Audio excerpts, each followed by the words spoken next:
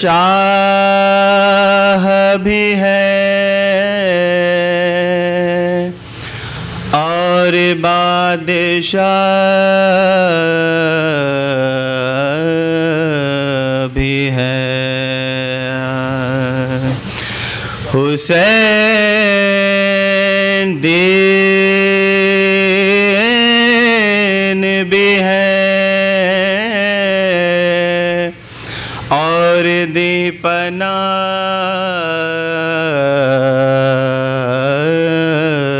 بھی ہے، حسین دین بھی ہے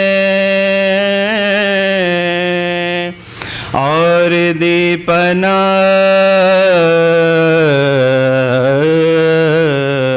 بھی ہے، نہ کہ یزید کی بیعت کٹا دیا سر کو، نہ کہ یزید کی بیعت کٹا دیا سر کو، اسی بنا پر بنیاد لا الہ بھی ہے، حسین شاہ بھی ہے۔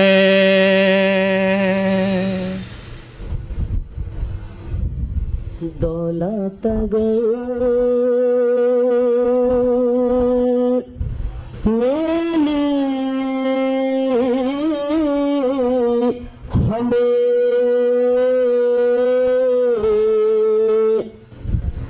دنیا میں کیا ملی،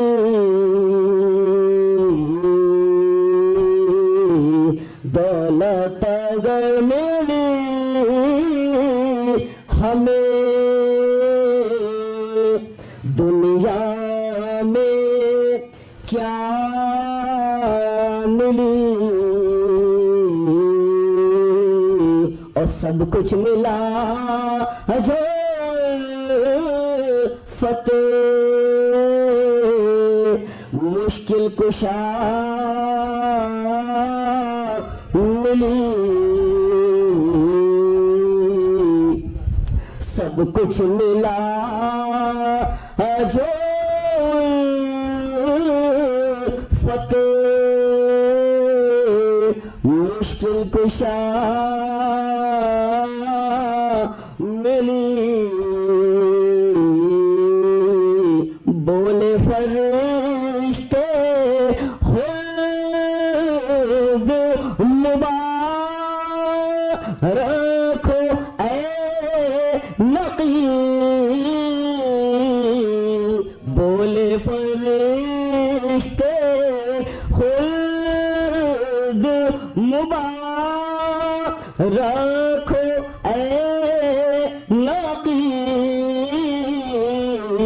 رکھی ہوئی کفن جو خاک شفا ملی، دولت اگر ملی ہمیں، نعرہ صلوات۔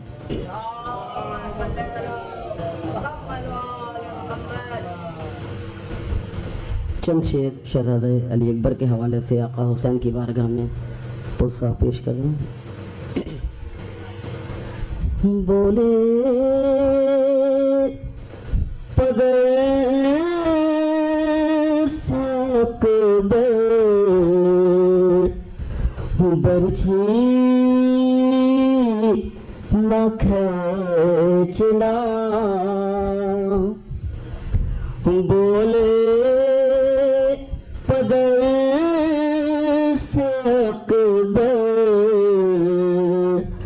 برچھی نہ کھینچنا،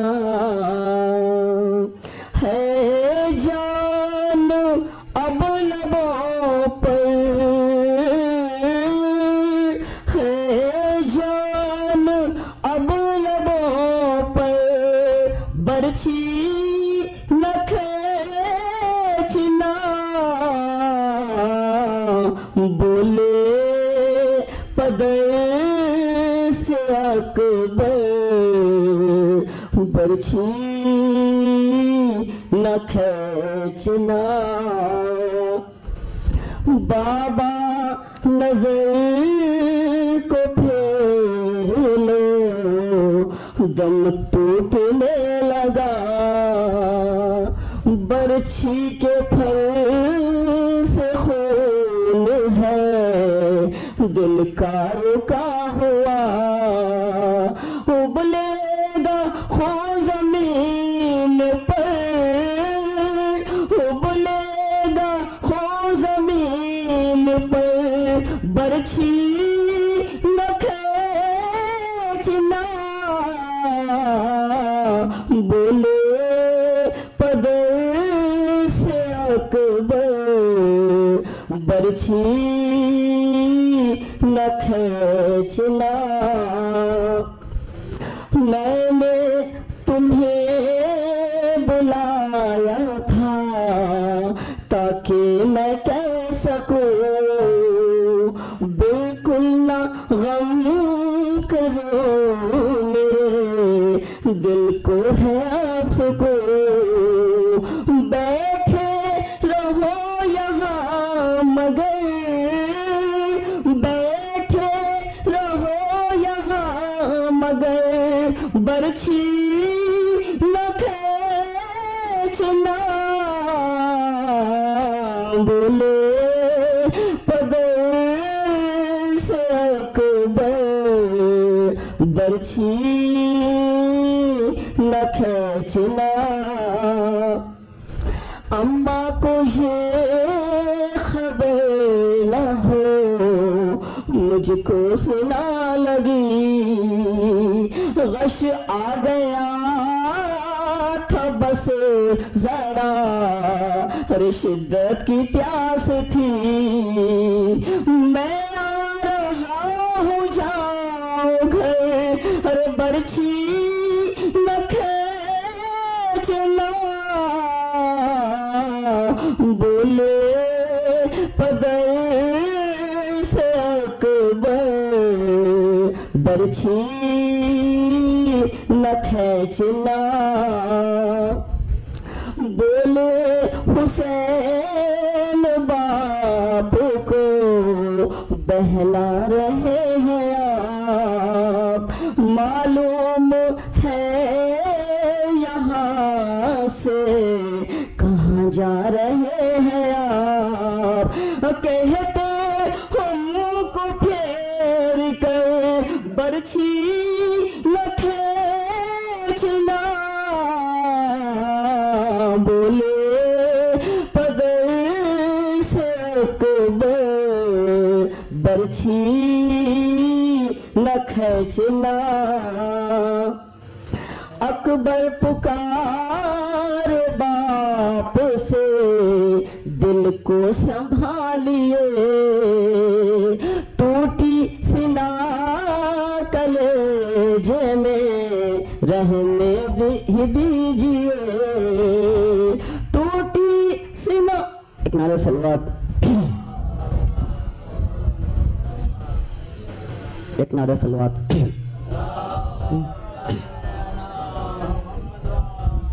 اکبر پکار باپ سے دل کو سنبھالیے ٹوٹی سنا کلیجے میں رہنے ہی دیجیے اور نکلے گا ساتھ میں جگر نکلے گا ساتھ میں جگر برچھی نہ کھینچنا بولے پدر سے اکبر برچھی نہ کھینچنا کہ مولا نے یعنی کہا دل کو سنبھال کر ارے پھر خود ہی لڑ کھڑا گئے برچھی نکال کر کہتا رہا جواب سر برچھی نہ کھینچنا بولے پدر سے اکبر برچھی نہ کھینچنا. شاعر اہل بیت محترم بھائی جناب تنویر جون پلی صاحب سے خدمت ہے کہ تشریف لاؤ بارگاہ امامت میں مرحوم کے اثر ثواب کری نظرانہ عقیدت پیش کرے. نعرہ صلوات. لا حول ولا قوة الا بالله العلي العظيم توكلت على الحي الذي لا يموت ولم يتخذ ولدا ولم يكن له شريك في الملك ولم يكن له ولي من الذل وكبره تكبيرا.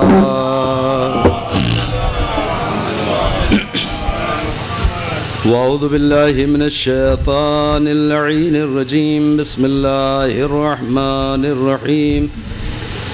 الحمد لله رب العالمين بارئ الخلائق أجمعين باعث الأنبياء والمرسلين الصلاة والسلام والتحية والإكرام على بشير النذير السراج المنير شفيع المذنبين المخاطب بطه وياسين الرسول المسدد والنبي المؤيد والمصطفى الأمجد مولانا وسيدنا أبي القاسم محمد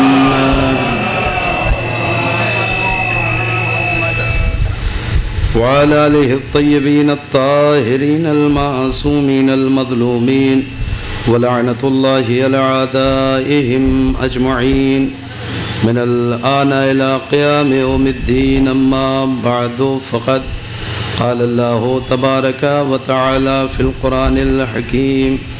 بسم الله الرحمن الرحيم. ووصينا الإنسان بوالديه حسنا. صلوات.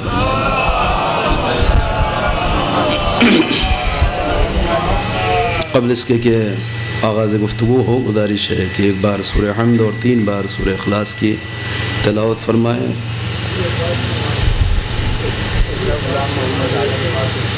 مرحوم کی روح کو احسان کرتا اللہ وسلم.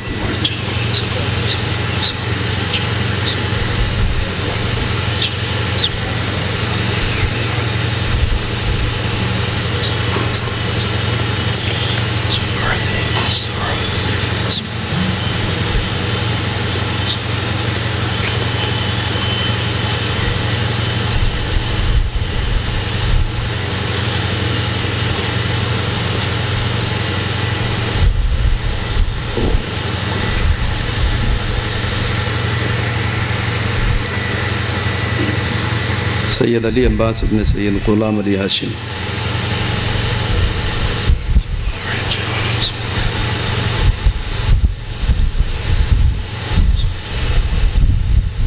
صلوات بر محمد وعلیہ.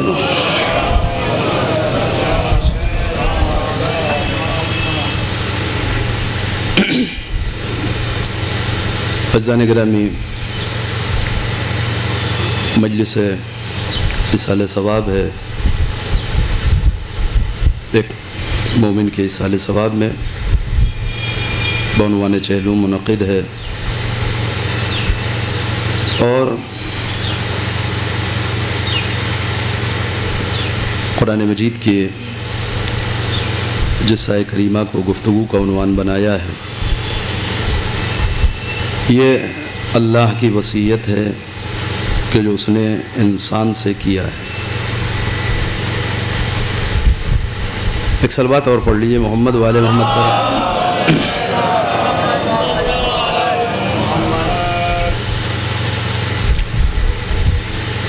کسی بھی چیز کے حسن کے لیے مناسبت اور تناسب جو ہے وہ بہت ضروری ہے.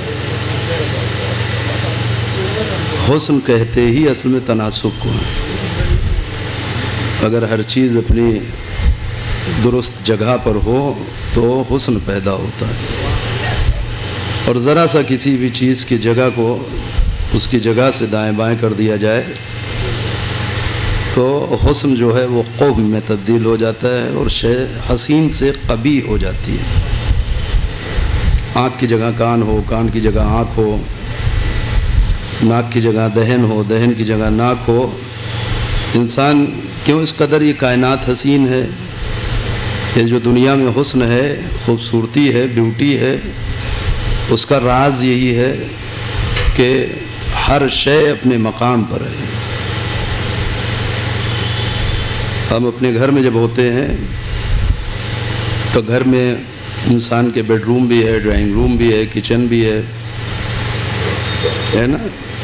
ایک ڈرائنگ روم میں بیڈ بھی ہے، صوفے بھی ہیں، ٹی وی بھی ہے، کپڑے بھی ہیں، دوسرے سامان بھی ہیں۔ اگر ٹی وی کی جگہ کے اوپر کپڑے رکھ دیے جائیں، کپڑے کی جگہ پہ ٹی وی رکھ دی جائے، الماری کا سامان بیڈ پہ رکھ دیا جائے، بیڈ کا سامان الماری میں رکھ دیا جائے، تو وہی کمرہ جو اچھا خاصا ابھی تک حسین نظر آ رہا تھا وہ مزاج پہ بار بننے لگے گا۔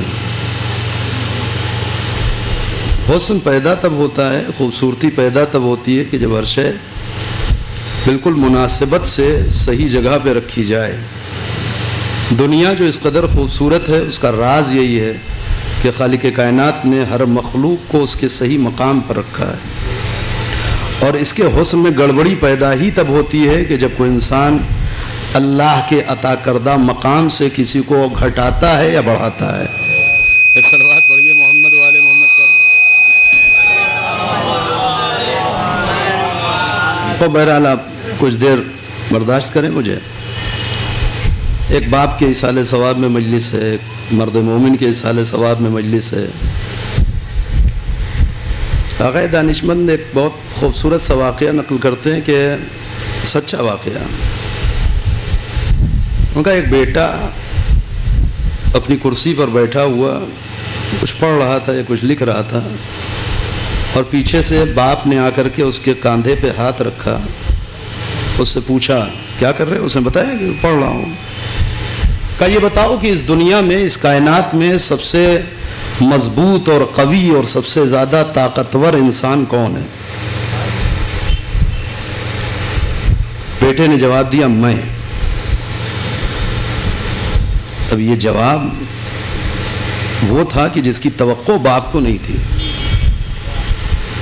تو باپ کو جیسے یقین نہیں ہوا اس نے دوبارہ پوچھا کہ نہیں میں یہ پوچھ رہا ہوں کہ یہ بتاؤ کہ اس دنیا میں سب سے قوی اور مضبوط ترین انسان کون؟ اس نے کہا میں ہوں۔ باپ ہٹ گیا، دور جا کر کے بیٹھا، اب یہ اٹھ کر کے آیا، کہا آپ ناراض لگ رہے ہیں۔ کہا تم نے عجیب جواب دیا ہے۔ کہا پھر سے سوال کیجئے۔ میرا سوال یہ تھا کہ اس دنیا میں سب سے مضبوط انسان کون ہے؟ بچے نے کہا آپ۔ کہا ابھی اسی سوال کا 2 بار تم نے جواب دیا کہ میں، اور اب کہہ رہے ہو کہ آپ کا۔ اس وقت آپ کا ہاتھ میرے کاندھے پر تھا۔ جب آپ نے پہلے پوچھا تھا تو چونکہ آپ کا ہاتھ میرے کاندھوں پہ تھا، اس وقت دنیا کا سب سے قوی آدمی میں تھا، مگر جب یہ ہاتھ ہٹ گیا تو اب آپ اس دنیا میں سب سے قوی آدمی۔ ایک صلوات پڑھیے محمد والے محمد پر۔ توجہ کریں آپ۔ باپ یعنی اولاد کی قوت، طاقت، تپتی ہوئی دوپہر میں بہترین سایہ۔ باپ کا وجود جب تک سر پہ ہے ممکن نہیں ہے کہ اولاد کو کسی چیز کی فکر پیدا ہو، اس لیے کہ تمام تر افکار کو اپنے ذمے اور اپنے کھاتے میں ڈالنے والی شخصیت کو باپ کہتے ہیں۔ چنانچہ پیغمبر کی حدیث ابھی گفتگو آئے گی، مگر ابتدا میں عرض کر دوں جلدی سے، ماں کا احترام بہت ہے، ماں کی عظمت بہت ہے، مگر پیغمبر فرماتے ہیں باپ کی بد دعا سے بچو۔ ماں کی بد دعا سے بچنے کی بات نہیں کہا پیغمبر، اور شاید اس کی علماء نے یہ شرح کی ہے کہ اس کی وجہ یہ ہے کہ ماں جب بھی بد دعا دے گی اس کی بد دعا زبان ہی سے ہوگی، ماں کبھی دل سے بد دعا دے ہی نہیں سکتے۔ لیکن خدا نہ کرے کہ باپ کا دل دکھ جائے کیوں؟ اس لیے کہ بد دعا شاید زبان سے باپ بھی نہ دے.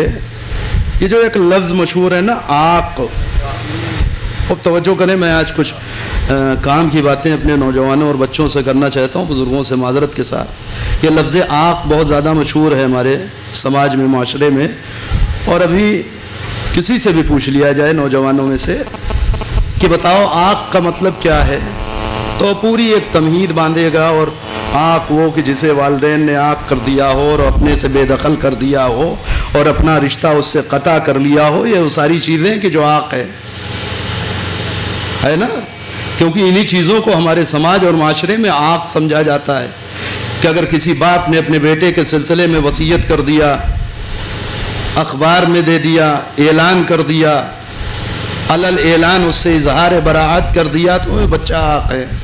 ہم کہتے ہیں ایسا کوئی انسان اگر خدا نہ کرے سماج میں ہو تو لوگ اسے عجیب نظر سے دیتے، یہ آق کے والدین ہے، یہ آق والد ہے، اس کے باپ نے اسے آق کر دیا ہے.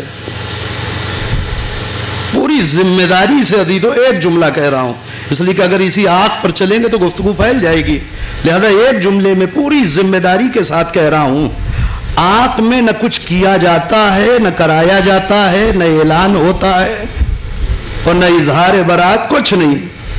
آق کہتے ہی ہیں والدین کے دل دکھانے کو. بہت سی چیزیں بہت غلط مشہور ہو گئی ہیں ہمارے سماج اور معاشرے میں.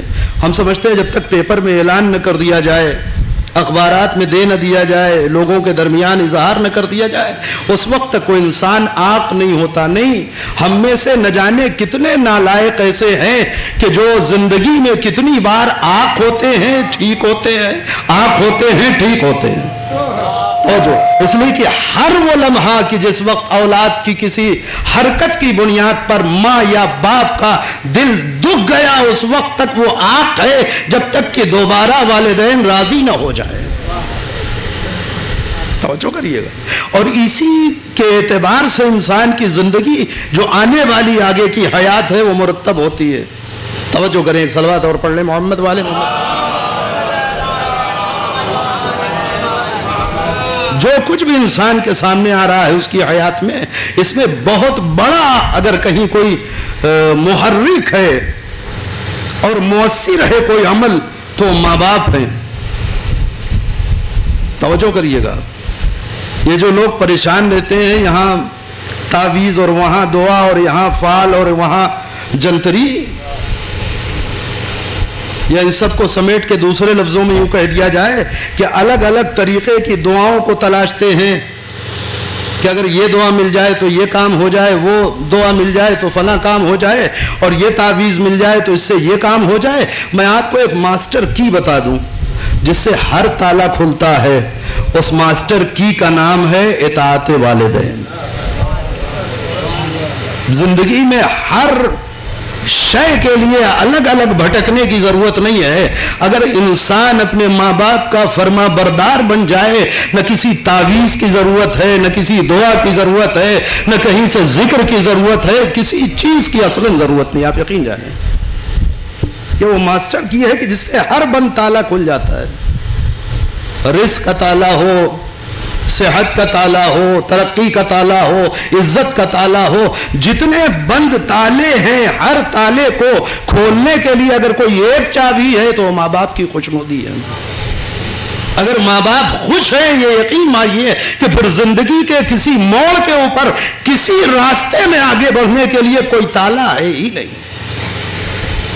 چنانچہ مذاق تو نہیں ہے کہ اگر قرآن مجید پروردگار عالم اپنی وحدانیت اور اپنی توحید کے ساتھ ساتھ کسی عمل کو ایک بار نہیں، دو بار نہیں، بار بار ذکر کر رہا ہے تو کوئی مسخرہ تو نہیں ہے،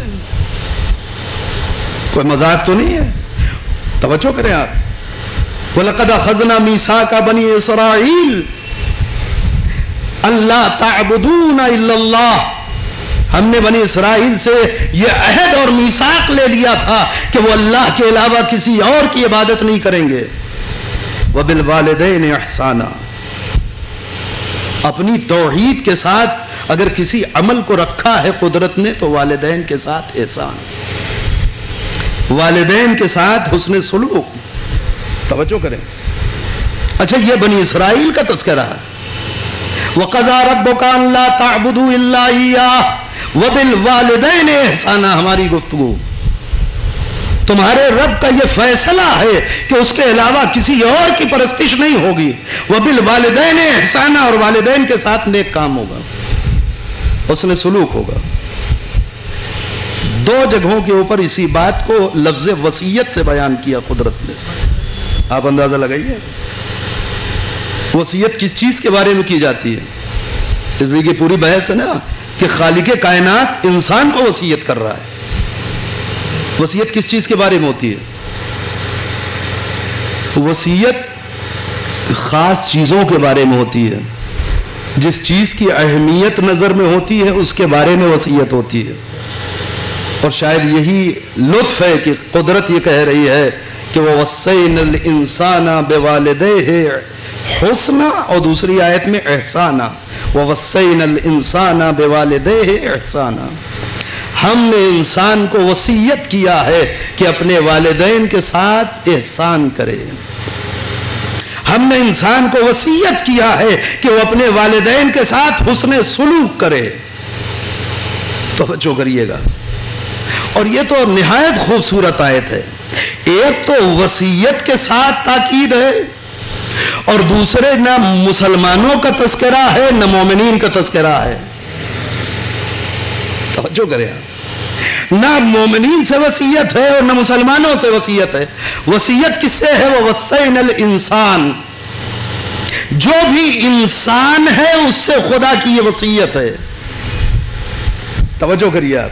لیکن جناب بنی اسرائیل سے گفتگو ہو رہی ہے تو چونکہ کلمہ پڑھ چکے ہیں, اپنے زمانے اور اپنے عہد میں موحد ہیں, کلمہ پڑھنے والے ہیں, جناب موسیٰ کی قوم ہیں, لہذا عہد یہ ہے کہ اللہ کی عبادت کریں اور والدین کے ساتھ نیک سلوک کریں. ہمارے سلسلے میں فرمایا کہ وَقَضَىٰ رَبُّكَ أَلَّا تَعْبُدُوا إِلَّا إِيَّاهُ وَبِالْوَالِدَيْنِ إِحْسَانًا. ہمارا فیصلہ یہ ہے کہ اللہ کے علاوہ کسی کی عبادت نہ کرو اور والدین کے ساتھ حسن سلوک سے پیش آؤ.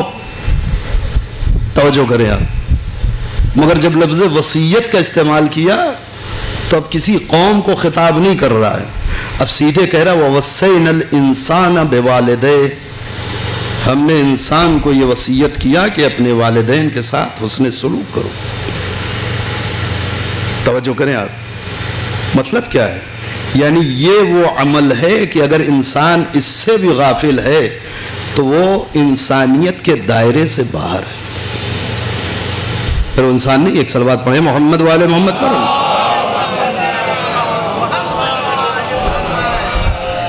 لیکن آپ سودش تمازت آفتاب سے پریشان ہیں اور تھوڑی دیر متوجہ رہیں, میں گفتگو کو جلدی سے نتیجے تک لے چلوں. لہذا انسانیت کا فریضہ یہ ہے کہ وہ والدین کے ساتھ حسن سلوک کرے, والدین کے ساتھ اچھا برتاؤ کرے. خوب توجہ کر لیں آپ. ایک بزرگ مرجع گزرے ہیں اور بہت مشہور ہیں, آغا شہاب الدین مرشی نجفی. نام سنا ہے؟ جن لوگوں نے زیارت کی ہے اور قم گئے ہیں وہ پہچانتے ہیں ان کو, کیونکہ قم میں ایک عظیم الشان لائبریری ہے ان کی, بہت مقدس مرجع وقت, خود اپنے زمانے کے امام سے کئی مرتبہ کی ملاقات ہے.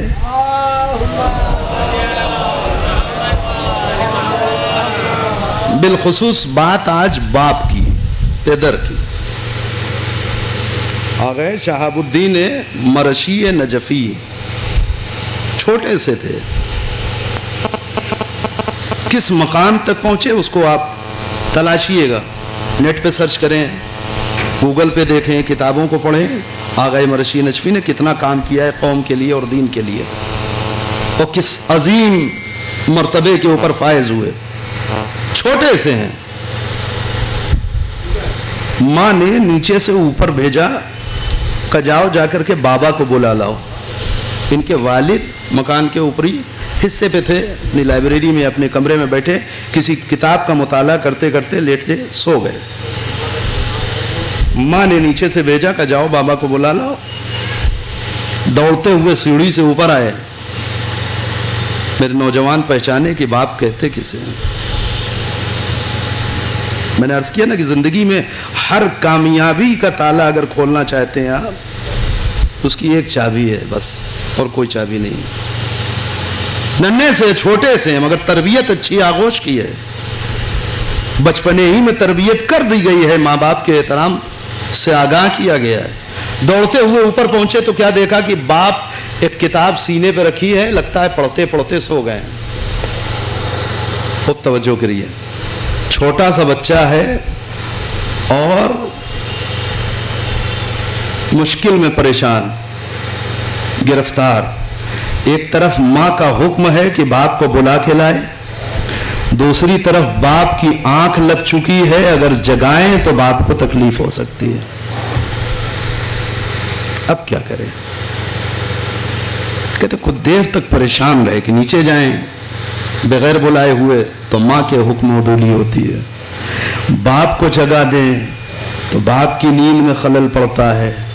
کہتے چھوٹے سے ہے نا، سمجھ میں نہیں آیا تو دھیرے سے چلتے ہوئے باپ کے پائنتی گئے اور اپنے لبوں سے باپ کے پیر کے تلوے پہ بوسہ دینا شروع کیا. یہ بالکل قریب اسی صدی کی بات بتا رہا ہوں. آغا شہاب الدین مرشی نجفی کہ بوسہ دیتے دیتے اب پیر کا تلوا وہ حساس جگہ ہے کہ جہاں انسان جلدی محسوس کر لیتا ہے. فوراً آنکھ کھلی، کیا دیکھا کہ کوئی پیروں پہ بوسہ دے رہا ہے. اٹھ کے بیٹھے، دیکھا کہ بیٹا ہے. کہا شہاب الدین یہ کیا کر رہے ہو؟ کہا بابا ماما نے آپ کو بلایا ہے نیچے، میں آیا تو آپ کی آنکھ لگ گئی تھی، تو سمجھ میں نہیں آیا کہ کیسے ماں کی اطاعت کروں اور کیسے آپ کا احترام باقی رکھوں.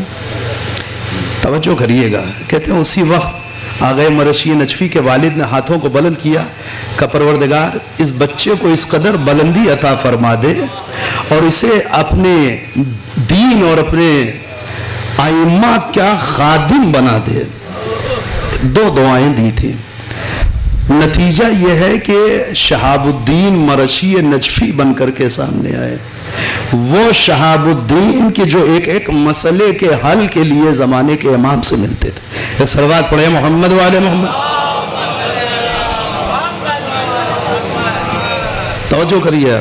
میں جلدی سے اس تمیز سے گزرنا چاہتا ہوں تاکہ ایک منزل تک لے کر کے آپ کو آ جاؤں. دوسرا نام آیت اللہ بروجردی.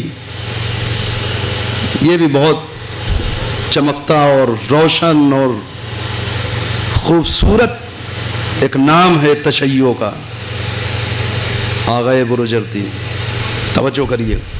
نہ جانے کتنے شاگرد، کتنی کتابیں، کتنا کام دین کا، مرجع وقت اپنے زمانے کے. اصفہان میں پڑھتے ہیں، 22 سال کی عمر ہے، ایک مدرسے میں ہے. یہاں سے خط باپ کا پہنچا، جیسے ہی خط ملے گھر آؤ کیونکہ ہم نے تمہاری شادی طے کر دی ہے، ایک اچھی جگہ رشتہ طے کر دیا ہے. تو یہ بیچارے پریشان ہو گئے کہ اس عمر میں ابھی شادی اور اس کے بعد اس کی ذمہ داریاں اور ساری مصروفیات، میں جہاں تک پہنچنا چاہتا ہوں یہ ساری چیزیں رکاوٹ بن جائیں گی. لہذا وہاں سے خط لکھا، کہا بابا میں ابھی اپنے آپ کو اس قابل نہیں سمجھتا کہ میں شادی کے بندھنوں میں بندھوں. کیوں؟ اس لیے کہ مجھے ترقی کرنی ہے، علم حاصل کرنا ہے. لہذا میں چاہتا ہوں کچھ دن آپ مجھے مہلت دے دیں. یہ خط باپ کے پاس آیا، باپ نے واپس اصفہان خط لکھا. توجہ کریے گا. اصل میں باپ بھی تو ایسا ہو. پلٹ کے جو جواب لکھا آغا بروجردی کے والد نے، کہا بیٹا تمہیں تو معلوم ہے کہ کمال تک پہنچنے کے لیے والدین کی رضایت جو ہے وہ اہم ترین عنصر ہے. ہو سکتا ہے کہ اگر تم میری اطاعت کرو اور میری خواہش پوری کر دو تو تمہاری اس سفر میں سرعت پیدا کر دے خدا، اور جس مقام میں تم 50 سال میں پہنچنے والے ہو اس مقام تک 25-30 سال میں پہنچ جاؤ. اور یہ ایک قانون ہے آپ یقین یعنی کہ جسے ان کے باپ نے لکھا ہے. اس لیے کہ بہت سے عمل وہ ہوتے ہیں کہ جو انسان معنویت کی طرف بڑھنا چاہتا ہے اس میں رفتار میں کمی آ جاتی ہے، اور کچھ عمل ایسے ہوتے ہیں کہ جب وہ انجام دیتا ہے تو انسان جو کمال اور ترقی کی جانب بڑھ رہا ہے اس میں تیزی آ جاتی ہے. لہذا باپ یہ کہہ رہے ہیں کہ انہی اعمال میں سے ایک عمل یہ ہے کہ ماں باپ کی خوشنودی. اب ہم بوڑھے ہو چکے ہیں, موت کا کوئی بھروسہ نہیں, خواہش یہ ہے کہ تمہاری شادی دیکھیں, دل پہ پتھر رکھ کر کے تعلیمی سلسلہ چھوڑ کر کے آ گئے باپ کے خط کے بنیاد پر, جہاں باپ نے طے کیا شادی کر لیا. توجہ کریے, عالم یہ ہے کہ کچھ دن تعلیمی سلسلہ رکا رہا, پھر واپس آ کر کے اپنے اس سفر کو شروع کیا. جو لوگ سفر میں پہلے سے چل رہے تھے وہ بہت پیچھے رہ گئے, آ گئے بروجردی آج بھی چمک رہے ہیں. ایک صلوات پڑھیے محمد والے محمد کے اوپر. توجہ کریں آپ, کیوں ایسا ہے؟ کیونکہ کچھ اس دنیا میں جو کچھ بھی ہو رہا ہے اس سب کے پیچھے کوئی نہ کوئی ایک عمل ہے کہ جو کام کر رہا ہے, کوئی نہ کوئی علت ہے کہ جو اپنا اثر چھوڑ رہی ہے. خوب توجہ کر لیجئے. ہم صرف مادی چیزوں میں یہ سمجھتے ہیں کہ اس دنیا میں سبب اور مسبب کی بنیاد پر چیزیں وجود میں آتی ہیں, کوئی چیز سبب بنتی ہے اور کوئی چیز اس کا نتیجہ بن جاتی ہے. یہ درست ہے کہ اس مادی دنیا میں ایسا ہے, مگر ایسا نہیں ہے کہ صرف مادیت ہی میں ایسا ہے. جی نہیں, ہمارے مانوی اعمال یا جو کچھ بھی ہم انجام دیتے ہیں وہ مرنے کے بعد جو جس صورت میں بھی انسان کے سامنے آئے اس سے بحث نہیں ہے, مگر اس دنیا میں اپنا ایک خاص اثر رکھتا ہے. اور یہ ممکن نہیں ہے کہ کسی بھی شے سے اس کے اثر کو جدا کر لیا جائے. توجہ کریے گا, اگر کسی شے میں کوئی اثر رکھ دیا گیا ہے تو اس کے اثر کو زائل کر دینا یہ کسی بندے کے اختیار میں ہے ہی نہیں, اور نہ قدرت آسانی سے اپنے پیدا کیے ہوئے اثر کو کبھی زائل کرتی ہے. توجہ کریں آپ, مثلا اگر قدرت نے برف میں یہ اثر رکھا ہے کہ یہ ہمیشہ ٹھنڈا ہی رہے گا تو یہ ممکن ہی نہیں ہے کہ برف ہو اور ٹھنڈک نہ ہو. اگر قدرت نے آگ میں یہ صلاحیت رکھ دی ہے کہ جہاں آگ ہوگی وہ گرم ہی ہوگی تو یہ ممکن ہی نہیں ہے کہ آگ ہو اور گرم نہ ہو. یہ ہو ہی نہیں سکتا. توجہ کریں آپ, کیوں؟ اس لیے کہ اس کائنات میں جو کچھ بھی قدرت نے خلق کیا ہے اس کے ساتھ ساتھ ایک اثر کو خلق کیا ہے کہ یہ چیز اگر وجود میں آئے گی تو اس کا یہ اثر بہرحال سامنے آئے گا. ہاں کہیں یہ ہوتا ہے کہ قدرت چیزوں سے اس کے اثر کو زائل کر لے. اب کوئی اتنا ہی محبوب ہو کہ خلیل ہو جائے تو وہ یہ کہہ دے کہ یا نارو کونی بردوں و سلاما, وہ ایک الگ قانون ہے, مگر اگر آگ ہے تو وہ جلائے گی. توجہ کیجئے, آگ ہے تو اس کا کام ہے کہ جلانا. توجہ کریں آپ, اور یہ جملہ خود بتا رہا ہے کہ اگر قدرت نے الگ سے آرڈر نہ دے دیا ہوتا تو آگ خلیل کو بھی جلا دیتی. کیوں؟ اس لیے کہ وہ اپنی ذمہ داری سے غافل نہیں ہوگی. اسے خدا نے جس مقصد اور جس اثر کے ساتھ خلق کر دیا ہے اسے اپنے اس اثر کو بہرحال ظاہر کرنا ہے. اس دنیا میں ہے, توجہ کریں, دو گیسوں کو ملایا جائے گا تو پانی وجود میں آئے گا. یہ قانون اگر قدرت نے رکھ دیا ہے تو یہ ہو کے رہے گا. بالکل ایسے ہی انسان کے اعمال ہیں. ایک اور بحث ہے جس کا فلسفہ سرے سے مخالف ہے, اور وہ بحث ہے اتفاق کی. دنیا کے ہر ملک میں ہر علاقے میں لوگ اتفاق کے قائل ہیں. تو صاحب میں جا رہا تو اتفاق سے فلاں صاحب سے ملاقات ہو گئی, اور یہ ہو رہا تھا وہ اتفاق سے ایسا ہو گیا مجلس کے دوران. فلسفہ کہتا ہے اصلاً اس دنیا میں اتفاق نام کی کوئی شے نہیں ہے. اتفاق نام کی کوئی مخلوق ہے ہی نہیں جسے قدرت نے خلق کیا ہو. خوب توجہ کریے, اتفاق کوئی چیز اس دنیا میں ہوتی نہیں ہے, بلکہ وہ پورا ایک قانون ہوتا ہے جس کا نتیجہ سامنے آتا ہے. آپ اتفاق سمجھتے ہیں. ایک برادر نے بڑی اچھی مثال دی, ان کہتے ہیں کہ جیسے خدا نہ کرے کسی کے کمرے میں پنکھا لگا ہے اور وہ اچانک چھت سے ٹوٹ کر کے گر پڑا, تو کہیں گے اتفاق سے جو ہے اسی وقت پنکھا گر گیا. کیا واقعی پنکھا اتفاق سے گرا ہے؟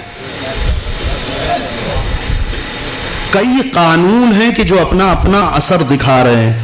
ایک قانون یہ ہے قدرت کا کہ ہوائیں جب چلیں تو سمندر سے گزریں, समंदर से गुजरे तो दूसरा कानून यह है कि हवाएं मरतूब हो जाएं, अपने साथ नमी ले लें। तीसरा कानून यह है कि ये नम हवाएं जब लोहे से टकराएं तो उसमें जंग पैदा कर दे। चौथा कानून यह है कि जिस लोहे में जंग लग जाए, जंग धीरे धीरे लोहे को गला दे। चौथा कानून यह है कि जमीन में कुव्वत सिक़्ल को रखा कि हर कमजोर शय को जमीन अपनी तरफ खींचे। ये 4-5 कानून मिलते मिलते मिलते मिलते जब एक नतीजे पे पहुंचते हैं तो एक पंखा छत से नीचे गिरता है।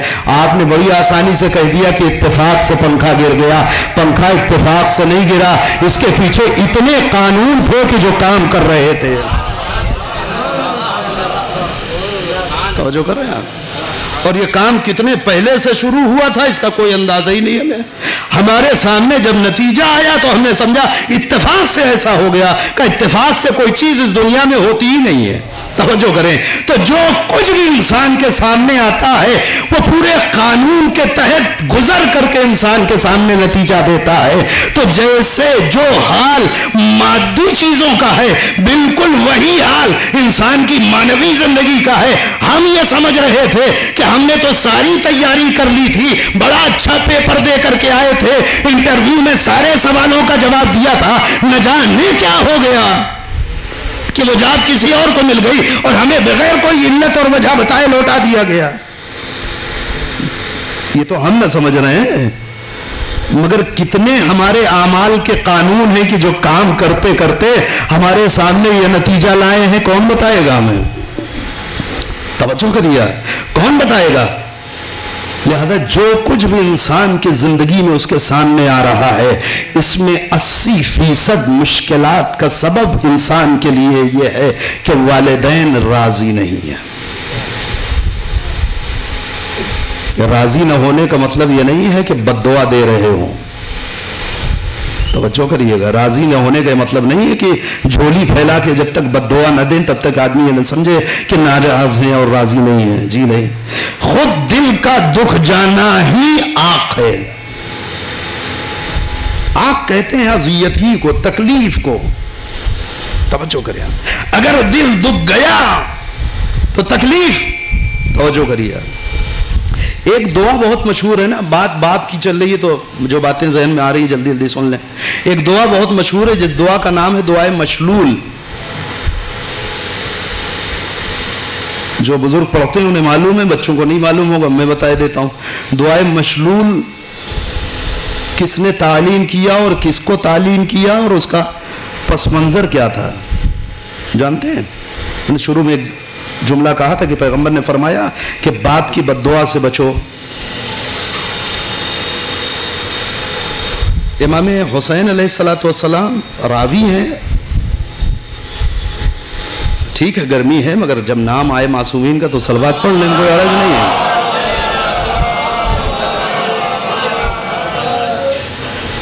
इमाम अली के साथ खाने काबा के अंदर बैठे हुए हैं, यानी हरम में, मस्जिदुल हराम में तशरीफ फरमा है। एक आवाज कानों से टकराई कि कोई जवान है कि जो चीख चीख के खुदा को पुकार रहा है और फरियाद कर रहा है। इमाम अली ने इमाम हुसैन से कहा, बेटा देखो ये कौन है, ये कौन परेशान है कि जो इस तरीके से फरियाद कर रहा है। इमाम हुसैन मौला कायनात की बज़्म से उठे, आगे बढ़े आवाज के सहारे। क्या देखा? खाने काबा की पुष्ट पे एक शख्स है कि जो जमीन में बैठा खाने काबा के पर्दों को पकड़े हुए तड़प तड़प के फरियाद कर रहा है। इमाम हुसैन करीब आए, कहा भाई क्या परेशानी है, क्या मुश्किल है? तो उसने कहा है मुश्किल, कहा तुम्हें मेरे बाबा याद कर रहे हैं। उसने अपने जिस्म की जानिब इशारा किया। अब जो इमाम हुसैन ने देखा कि आधा जिस्म नीचे का मफलूज है, वापस आए, बाप को खबर दी, इमाम अली भी साथ में आए। क्या खैरियत, क्या वाक़या है, क्यों इस परेशानी में मुब्तला हो? का 3 साल पहले का वाक़या है। मैं अपने बाप के हमराह एक रास्ते से सफ़र कर रहा था, कोई ऐसा वाक़या पेश आया, और वो सारी बातें बीच में छोड़ देता हूँ मैं, कि बाप ने मेरा हाथ पकड़ के मुझे खींचना चाहा, تاکہ اس کام سے روک دے. میں نے باپ کو ایسا جھٹکا دیا کہ میرا باپ زمین پر گر گیا. توجہ کریں. دیکھیے عمل اور اس کے اثر میں کہیں نہ کہیں مطابقت ضرور ہوتی ہے. یہ جیسے خواب اور اس کی تعبیر میں کوئی نہ کوئی مطابقت ضرور ہوتی ہے. چونکہ باپ زمین پہ آیا تھا لہذا اب اثر بھی ان کا زمین گیری ہے. کہتے ہیں بات ختم ہو گئی. باپ اٹھا, پھر ہم دونوں ساتھ ساتھ چلے, خانہ کعبہ پہ آئے تو میرے باپ نے خانہ کعبہ کے پردے کو پکڑ کر کے مجھے بد دعا دی. کہتے ہیں وہ وقت کہ میں گرا اور تب سے اب تک میرا آدھا جسم نیچے کا مفلوج ہے. میں نے بہت تڑپ تڑپ کے باپ سے معافی مانگی, مگر اس قدر دل دکھ گیا تھا کہ باپ نے مجھے معاف نہیں کیا. 3 سال گزر گئے گھر پہ باپ کو مناتے مناتے. بالآخر 3 برس کے بعد میرا باپ راضی ہوا کہ چلو خانہ کعبہ جس جگہ پہ میں نے بد دعا دی تھی وہیں تیرے لیے دعا کرتا ہوں. میں باپ کو اونٹ پہ بٹھا کے لے کے چلا, مگر مکہ پہنچنے سے پہلے ہی میرے باپ کا انتقال ہو گیا. میں اکیلا اس وقت سے آ کے خانہ کعبہ کے پردے پکڑ پکڑ کر کے گڑ گڑا رہا ہوں, کیونکہ جس نے بد دعا دی تھی وہ اس دنیا سے اڑ گیا. توجہ کریں, مفلوج انسان, جسم کا آدھا حصہ بیکار. کہتے ہیں اس وقت چونکہ باپ قلباً راضی ہو چکا تھا اور معاف کرنے ہی کے ارادے سے آ رہا تھا, لہذا امام علی نے اسے ایک دعا تعلیم کیا. کہا یہ دعا رسول اللہ نے مجھے تعلیم کیا تھا, اس دعا کو پڑھو, اس کی برکت سے اب تمہارا آدھا جسم جو مفلوج ہے وہ شفا پائے گا. جس دعا کو آپ دعائے مشلول کہتے ہیں. یہ جو دعائے مشلول ہے خود اس کے پیچھے بھی باپ کی بد دعا ہے. لہذا اگر زندگی میں کامیابی چاہتا ہے انسان, ہر مقام کے اوپر دنیا چاہیے آخرت چاہیے, جو بھی انسان کی مرضی ہو, اس کا ایک راستہ ہے اور وہ یہ ہے کہ انسان اپنے والدین کے ساتھ حسن سلوک کرے, ماں باپ کے دل کو خوش کرے. توجہ کریں آپ عزیزو, جناب صدیقہ طاہرہ کا ایک مشہور ترین خطبہ ہے. ایک خطبہ ہے جسے خطبہ فدق کہا گیا, اور جب بھی چونکہ نام اس کا خطبہ فدق ہے لہذا جب بھی یہ لفظ بولا جاتا ہے انسان کے ذہن میں وہ سارا فدق کا مسئلہ آ جاتا ہے, اور ہم یہ سمجھتے ہیں کہ اس فدق کے خطبے میں شہزادی نے صرف فدق کا مقدمہ لڑا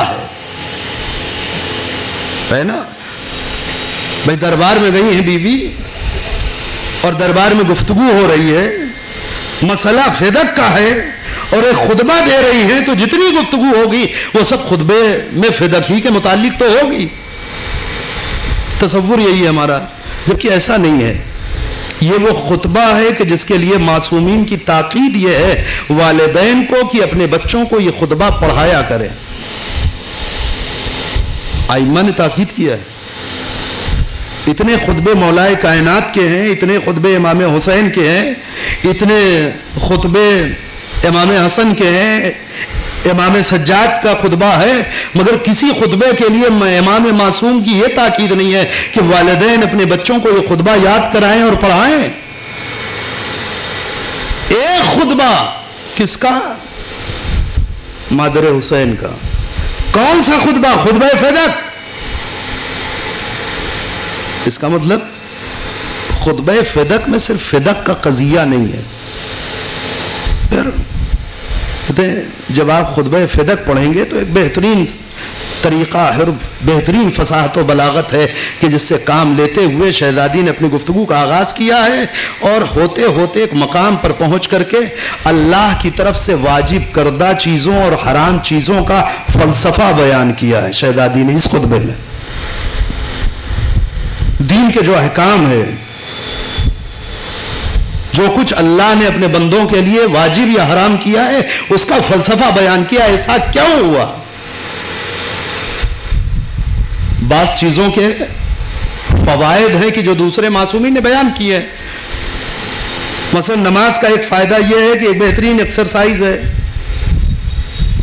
روزے کا ایک فائدہ یہ ہے کہ انسان کا وہ معدہ صحیح ہو جاتا ہے اور کولیسٹرول جو ہے وہ کم ہو جاتا ہے اور خون سے چربی جو ہے وہ کم ہو جاتی ہے, صحت ٹھیک ہو جاتی ہے نا.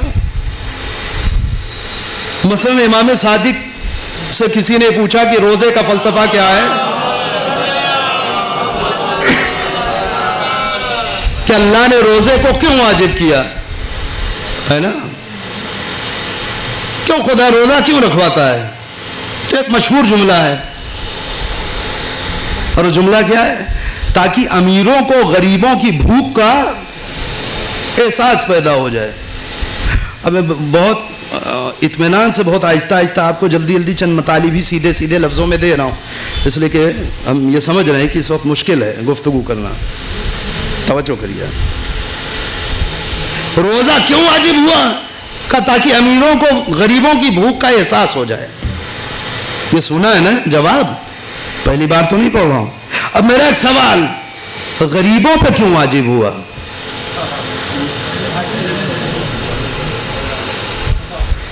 امیروں کو غریبوں کی بھوک کا احساس دلانے کے لیے واجب ہوا. ٹھیک, تو غریبوں پر سے ساقط ہونا چاہیے. تو روزہ ساقط ہے نہیں نا. اس کا مطلب کیا ہے کہ امام صادق جو بیان کر رہے ہیں خدا نخواستہ وہ غلط ہے. ایک عجیب کام ہوا ہے اہل بیت کے ہاں, اور وہ یہ کہ معصومین نے احکام شریعت کے فائدوں کو بیان کیا ہے. میری جانب متوجہ رہیے.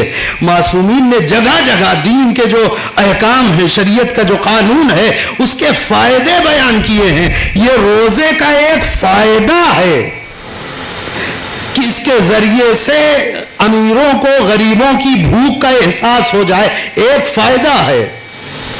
ہو سکتا ہے کہ انسان کے بدن سے چربی کم ہو جائے ایک مہینہ روزہ رکھ کر کے, یہ روزے کا ایک فائدہ ہے. توجہ کیجیے گا.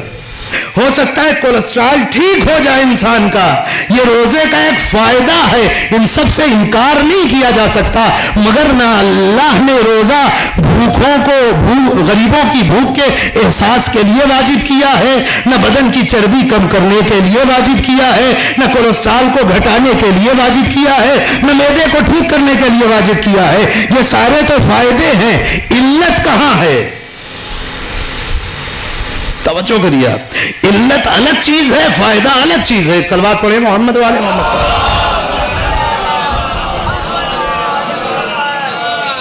علت ایک الگ چیز ہوتی ہے اور فائدہ الگ ہوتا ہے.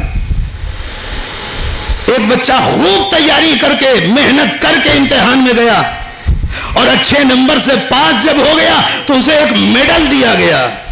اب میں کہوں ہاں تو میں دیکھتا تھا کہ رات بھر جاگ کر کے یہ امتحان دیتا رہا تاکہ یہ میڈل حاصل کر سکے. کہا احمق ہے مولانا آپ, یہ تو ایک فائدہ ہے کہ اسے میڈل مل گیا, یہ تو ایک فائدہ ہے کہ اسے کچھ انعام مل گیا, یہ تو ایک فائدہ ہے کہ اسے اعزاز مل گیا, یہ تو ایک فائدہ ہے کہ اسے عزت مل گئی, مگر یہ امتحان اس میڈل کے لیے نہیں دے رہا تھا. اس کی علت کچھ اور تھی, اس کا سبب کچھ اور تھا.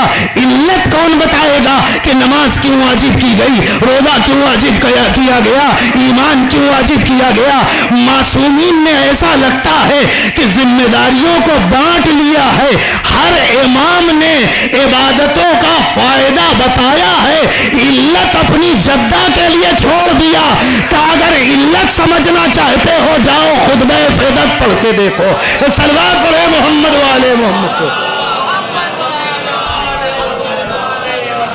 علت تنہا ایک جگہ پہ بیان کی گئی ہے, اور وہ علت کہاں بیان ہوئی ہے؟ خطبہ فدق میں احکام شریعت کی علتیں بیان کی گئی ہیں. کیوں ایسا کیا خدا نے؟ اب بہت سی چیزیں ہیں اس میں, مگر میں اپنے موضوع کے لیے ایک لفظ تک پہنچنا چاہتا ہوں.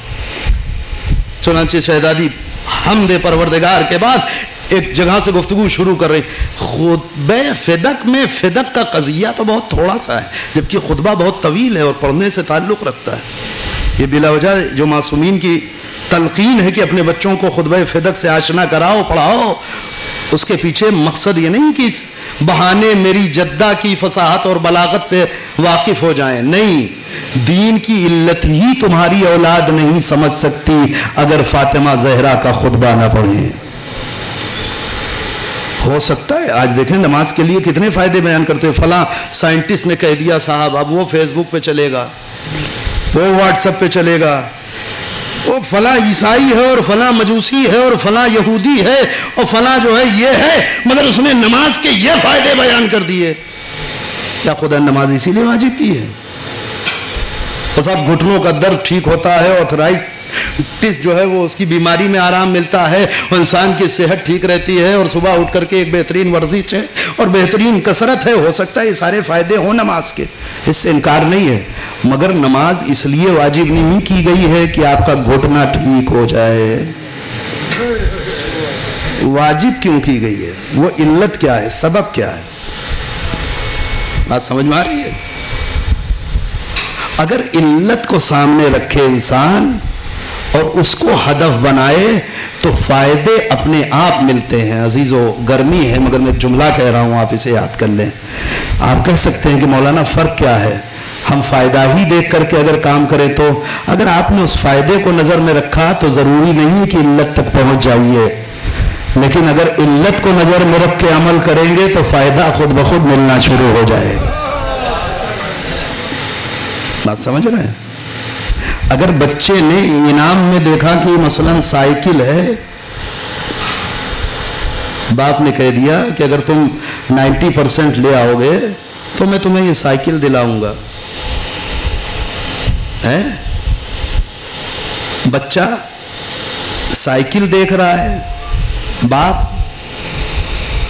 کیا باپ چاہتا ہے کسی طریقے سے اس کو سائیکل والا بنا دے؟ توجہ کریں آپ، دونوں کے مقصد میں فرق پیدا ہو گیا. بچہ رات بھر جاگ رہا ہے، محنت کر رہا ہے، کیوں؟ تاکہ سائیکل تک پہنچ جائے. باپ نے یہ انعام کیوں رکھا ہے؟ تاکہ سائیکل والا بن جائے. میرا بچہ بھی محلے میں سائیکل لے کر کے ٹہلے، میں بھی فخر کروں کہ میرے بچے کے پاس سائیکل ہے. چاہے نہیں، باپ جس بلندی سے دیکھ رہا ہے وہاں سائیکل کی کوئی حیثیت نہیں ہے. بچہ جس پستی سے دیکھ رہا ہے وہاں سائیکل ہی سب کچھ ہے. توجہ کریں آپ، ہے نا؟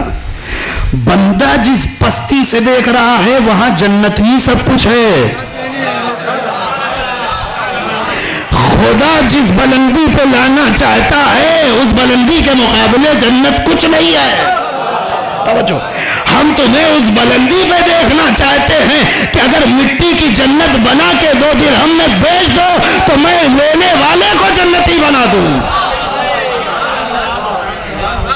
تو اپنی شعور کو بلندی تک لے کر کے آؤ، تم اپنی فکر کو ذرا بلند کرو. لیکن ہماری مشکل یہ ہے کہ بالکل اسی 5 برس کے 6 برس کے 8 برس کے بچے کی طرح سوچ رہے ہیں کہ اگر یہ سائیکل مل جائے بس. تو اگر نظر انعام پر ہوگی، نظر فائدے پہ ہوگی تو ضروری نہیں کہ علت تک پہنچے. کیوں؟ اس لیے کہ اگر کسی راستے سے اور سائیکل ملنے کا امکان پیدا ہو گیا اسی دن محنت ختم ہو جائے گی. ہوگا یا نہیں ہوگا؟ دادا ابا نے دیکھا کہ بیچارہ رات بھر سوتا نہیں ہے اور جاگ جاگ کر کے پڑھ رہا ہے، نہ کھانے کا ہوش نہ پینے کا ہوش اور نہ کھیلنے جاتا ہے، نہ کچھ، ہر وقت لگا ہوا ہے. میں خیریت تو اتنی تبدیلی کیسے آ گئی؟ کہ آپ کو پتہ نہیں ہے؟ دادی نے بتایا. آپ کو پتہ نہیں ہے؟ صاحبزادے کو انہوں نے کہہ دیا کہ اگر 90% نہیں آیا تو سائیکل نہیں ملے گی.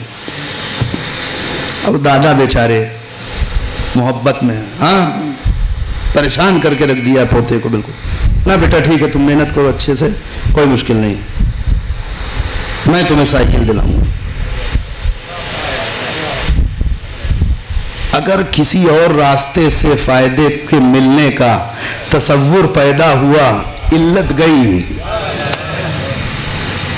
جب تک گھٹنے کا علاج سمجھ کے نماز پڑھتے رہو گے، جس دن گھٹنے کی دوا ملی نماز گئی.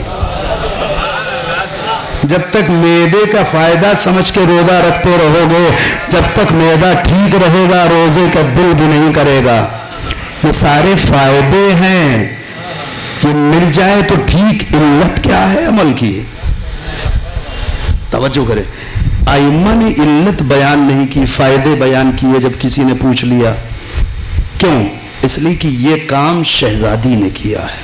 توجہ کریں، اور خطبہ فدق کو پڑھیں، والدین بچوں کو پڑھائیں، جس زبان میں بھی ترجمہ ملے، اردو میں تو موجود ہی، اگر ہندی وغیرہ میں ہو، انگلش میں ہو تو اسے ضرور پڑھیں، غور سے پڑھیں، بہت زیادہ طولانی نہیں، کئی صفحے کا، مگر اس میں شہزادی نے جو پورا ایک سسٹم بیان کیا ہے کائنات کی تخلیق سے لے کر کے قیامت تک، کیسے اس کائنات کو آگے بڑھنا۔ توجہ کریں، نہایت حسین اور جمیل خطبہ۔ گفتگو کا آغاز جہاں علت شروع ہوتی ہے حمد و ثناء پروردگار کے بعد، شہزادی علت کہتی ہیں۔ پہلی چیز، فجعل لکم ایمانا تطہیرا لکم عن الشرک، یہ جو اللہ نے ایمان تمہارے لیے واجب قرار دیا ہے اس لیے تاکہ اس کے ذریعے سے تمہیں شرک سے پاک کیا جا سکے۔ اب یہ موضوع نہیں ہے، توجہ کریے گا، کیوں کام رکھا ہے؟ تاکہ اس کے ذریعے یہ کیا جائے، یہ علت ہے، یہ طریقہ، یہ گفتگو کا علت ہے۔ وَالصَّلَاةً تَنزِيهًا لَكُمْ عَنِ الْكِبْرِ، اور نماز اس لیے واجب کی تاکہ تمہیں تکبر سے بچایا جا سکے۔ ہم نے تو آج تک نماز کا یہ فائدہ سنا ہی نہیں تھا، ہم تو نماز کے بہت سارے فائدے جانتے تھے، مگر ہمیں کیا معلوم کہ نماز تکبر سے بچاتی تھی۔ اصل علت ہی نماز کی تکبر سے بچانا ہے۔ یہ فاطمہ زہرا کا خطبہ ہے، نماز اس لیے واجب کی تاکہ تمہیں تکبر سے محفوظ رکھا جائے۔ کیوں؟ اس لیے کہ تکبر ہی اگر ہو گیا پیدا تو تکبر نہیں ہے، اصل میں یہ تمہارے ظرف اور برتن کا وہ سوراخ ہے کہ جتنی نیکی بھی اس ظرف میں ڈالتے رہو گے، اگر سوراخ کھلا رہے گا نیکیاں ضائع ہوتی چلی جائیں گی، ظرف خالی کا خالی رہ جائے گا۔ لہذا پہلے اس تکبر کے سوراخ کو بند کر دو نماز کے ذریعے سے، تاکہ جب ظرف محفوظ ہو جائے تو نیکیاں انجام دینا شروع کرو۔ صلوات پڑھیں محمد والے محمد کو۔ جیسے کوئی انسان ایک جھولا، ایک تھیلا لے کر کے مارکیٹ جائے اور نیچے سے تھیلا جو ہے وہ پھٹا ہوا ہو، وہ چیزیں خریدتا جائے، تھیلے میں رکھتا جائے، گھر تک کیا لے کے آئے گا؟ خالی تھیلا۔ تکبر انسان کے کردار کا وہ سوراخ ہے کہ جس سے نیکیاں گرتی رہتی ہیں اور انسان کو پتہ بھی نہیں چلتا۔ یہی ایک سوراخ تو پیدا ہوا تھا، 6000 سال کی عبادتیں ضائع ہو۔ صلوات پڑھے محمد والے محمد۔ ایک سوراخ کردار میں پیدا ہوا، 6000 برس کے سجدے ضائع ہو گئے۔ ابا واستکبرا، متکبر ہو گئے، تکبر کیا تم نے۔ یعنی یہ تکبر تھا کہ جو شیطان کی 6000 برس کی عبادتیں لے گیا۔ لہذا شہزادی فرماتی کہ نماز اس لیے واجب کی گئی۔ اب نماز کا تکبر میں آپس میں کیا کنیکشن ہے؟ میں نے بعض موقعوں پہ پڑھا بھی ہے، پھر کبھی پڑھوں گا انشاءاللہ، توجہ کیجئے گا۔ کیسے انسان کو نماز متکبر بننے سے روکتی ہے، اور نماز میں جو کچھ بھی انسان کے لیے واجب کیا گیا، اور رکوع کا اثر کیا ہے انسان کی زندگی پہ، سجدے کا اثر کیا ہے انسان کی زندگی پر، قیام کا اثر کیا ہے انسان کی زندگی پر۔ ایک جملہ جو بار بار پڑھا ہے، مگر مجلس چونکہ سال ثواب کے حوالے سے ہے، لہذا میں کہہ کر کے اسے دہرا رہا ہوں۔ شاید بہت سے لوگ ہوں کہ جنہوں نے نہ سنا ہو، لیکن میں نے پڑھا، مجھے یاد ہے۔ 2 سجدے رکھے گئے ہر رکعت میں انسان کے ساتھ۔ ابھی پوری نماز کی گفتگو نہیں ہے، نماز میں معراج کا عالم کہاں ہے؟ سجدہ۔ بہت توجہ کیجئے گا۔ امام علی نے جہاں فلسفہ بیان کیا ہے، کہا یہ بتاؤ،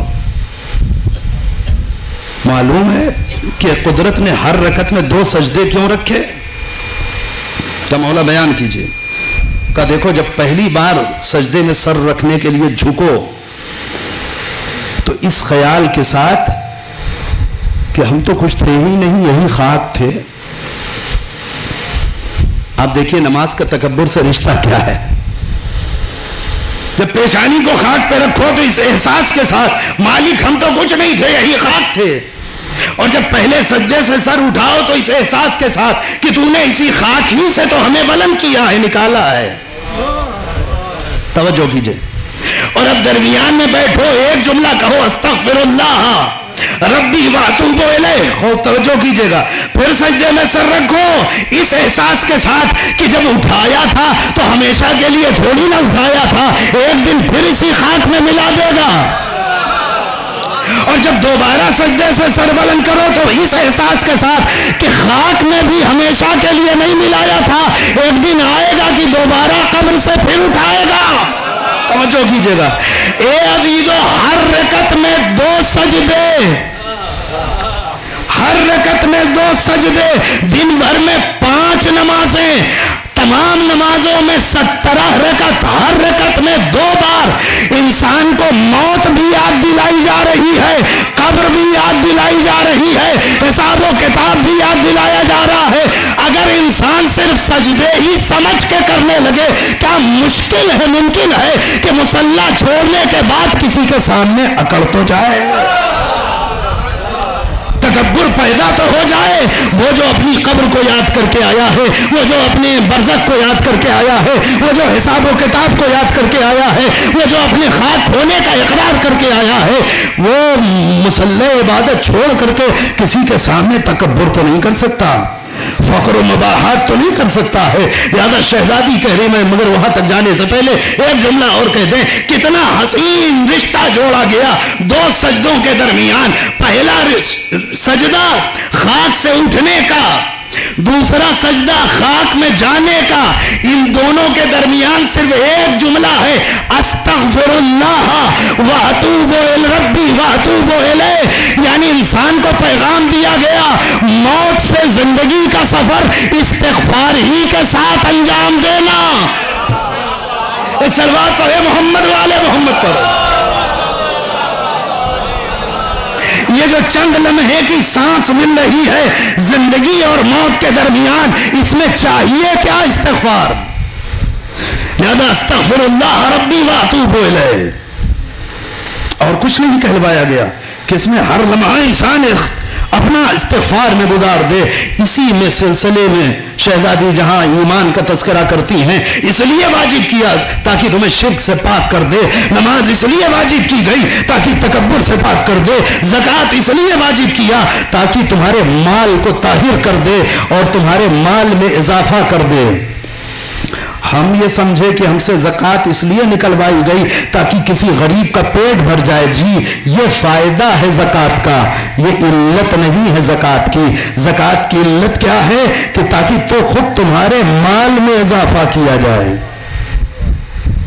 توجہ کریں. ہاں، ہم یہ سمجھے کہ یہ میرا مال جا رہا ہے اس کا پیٹ بھروانے کے لیے قدرت نے ہماری گردن پر زکوٰۃ و خمس کو واجب کر دیا.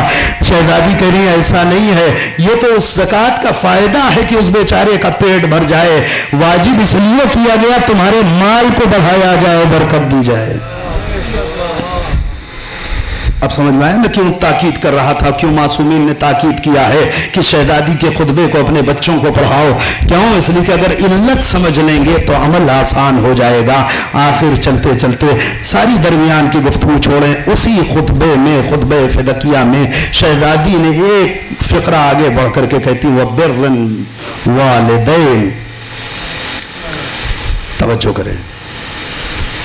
اور ماں باپ کے ساتھ نیکی کا حکم دیا خدا نے. کیوں؟ تاکہ خدا کے عذاب سے تمہیں پناہ دے. خدا اپنے عذاب سے پناہ میں رکھنے کے لیے تمہاری گردن پر واجب کرتا ہے کہ اپنے ماں باپ کے ساتھ نیکی کرو. یہ خطبہ فدق میں ہے، شہزادی نے علت بیان کی. مقصد یہ نہیں ہے کہ اس سے ان کی زندگی گھٹ بڑھ جائے گی. مقصد یہ نہیں ہے کہ تم اگر ان کے سامنے ناشتہ اور کھانا اور پانی اور چائے پیش کرو گے تو ان کے رزق کا انتظام ہو جائے گا. مقصد یہ نہیں ہے کہ وہ اگر خوش رہیں گے تو تمہارے گھر میں جو ہے وہ ماحول ٹھیک رہے گا. یہ سب فائدے ہیں. خود مقصد یہ ہے کہ انسان کی زندگی میں اتنے گناہ ہیں کہ ہر لمحہ عذاب الہی انسان کو اپنی چپیٹ میں لینے کے در پہ ہے. اگر اس عذاب خدا سے کوئی شے تمہیں بچا سکتی ہے تو ماں باپ کی خدمت ہے. یہ علت کون بتا رہا ہے؟ یہ علت فاطمہ زہرا نے خطبہ فتق میں بیان کیا.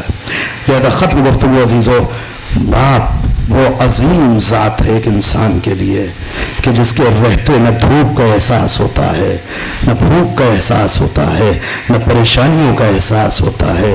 بلا وجہ یتیم کے اتنے فضائل نہیں بیان کیے گئے، بلا وجہ یتیم کے ساتھ نیکی کا اتنا ثواب نہیں دیا گیا ہے کہ اگر کسی یتیم کے سر پہ ایک بار ہاتھ پھیر دیا تم نے ہاتھ، تو جتنے بال تمہارے ہاتھوں کے نیچے سے گزریں گے قدرت اتنی نیکیاں تمہارے نام اعمال میں لکھتا ہے.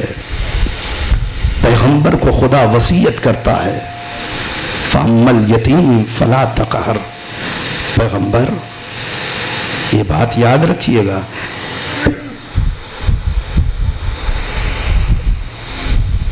دیکھیے کسی یتیم کو جھڑکیے گا نہیں، پیغمبر سے، وہ پیغمبر کے جو خود یتیم رہ چکا،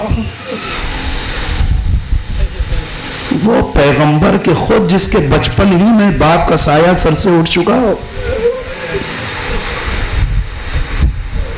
اور بار بار پیغمبر سے گفتگو میں اللہ نے یتیمی کا تذکرہ کیا ہے. ابھی کل تاریخ گزری ہے وفات ہے پیغمبر کی. توجہ کریں، میں ایک جملہ کہوں عزیزو، ایک جگہ پہ خدا احسان کے انداز میں گفتگو کر رہا ہے.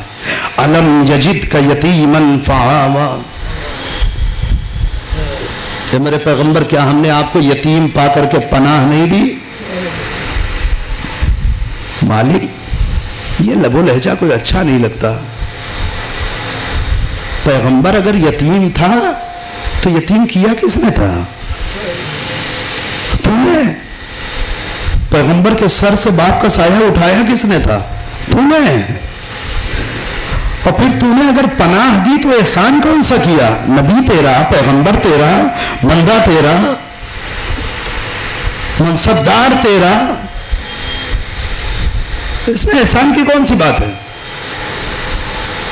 علم یجد کا یتیمن فآوا. اے میرے پیغمبر کیا میں نے آپ کو یتیم پا کر کے پناہ نہیں دے دی؟ مالک یتیم بھی تو نے ہی کیا تھا. سر سے باپ کا سایہ کس نے اٹھایا؟ پیغمبر کے اللہ نے. معبود تو اس میں احسان والی کون سی بات ہے؟ عجب نہیں خدا کہے خاموش، تم سمجھے نہیں ہو. میں احسان یا جتا نہیں رہا ہوں، کسی کا احسان یاد دلا رہا ہوں. کوئی تھا کہ جو اس یتیمی کے عالم میں تمہیں اپنی آغوش میں لیے ہوئے تھا.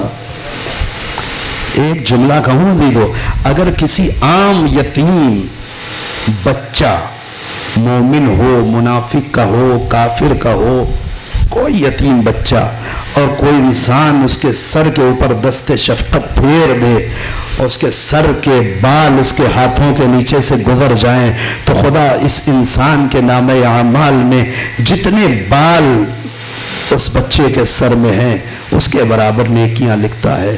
آپ بتائیں کہ جس کا ہاتھ بار بار خاتم المرسلین کے سر پہ گزرا ہو.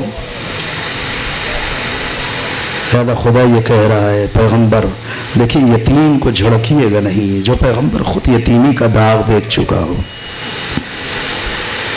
توجہ کریں آپ. کیوں ایسا؟ اس لیے کہ جو یتیم ہوتا ہے وہی جانتا ہے کہ باپ کا سایہ کیا ہے. توجہ کریے آپ. اور زندگی یقیناً بہت دشوار ہے یتیمی کے بعد، بہت دشوار ہے. بہت قسمت سے کچھ لوگوں کو کچھ خوش نصیب رشتہ دار مل جاتے ہیں تو خدا کا شکر ادا کریں، ورنہ بس یتیمی ہے اور خدا ہے.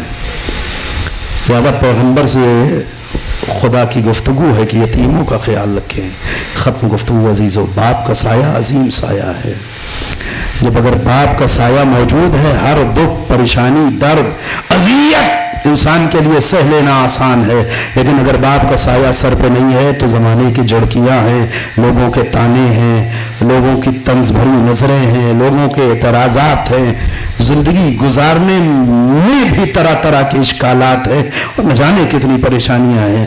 جسے ایک یتیم درک کرتا ہے۔ ختم کروں گفتگو عزیزو، اور یتیمی کا داغ ایسا داغ ہے کہ خدا ہر جوان اور بچے کے سر کے اوپر اس کے باپ کا سایہ باقی رکھے ہے۔ وہ داغ ہے کہ جسے 4 برس کی بچی نے کربلا سے کوفے اور کوفے سے شام کے راستوں میں محسوس کیا ہے۔ البتہ میرے نظر سے وہ روایت بھی گزری ہے کہ جہاں خود 4 برس کی بچی باپ سے وقت آخر پوچھ رہی ہے کہ بابا یتیم کسے کہتے ہیں؟ کیوں؟ اس لیے کہ امام نے تاکید کی ہے سکینہ اب اس کے بعد کی زندگی یتیموں والی زندگی ہوگی۔ 5 برس کا کوئی بچہ نہیں جانتا کہ یتیم کسے کہتے ہیں۔ 7 برس کے بچے سے پوچھیں کہ یتیم کیا ہوتا ہے، وہ کیا جانے گا؟ یہ چھوٹی سی بچی باپ سے پوچھ رہی بابا یتیم کہتے کسے؟ مجھے نہیں ملتا کہ امام نے کچھ جواب دیا ہو، اور جواب دیتے بھی کیا حسین سکینہ کو کیا بتاتے کہ یتیمی کیا ہے؟ عجب نہیں امام خاموش ہو گئے ہوں میرے لال۔ چند گھنٹوں کے بعد خود پتہ چل جائے گا کہ یتیم کسے کہتے ہیں۔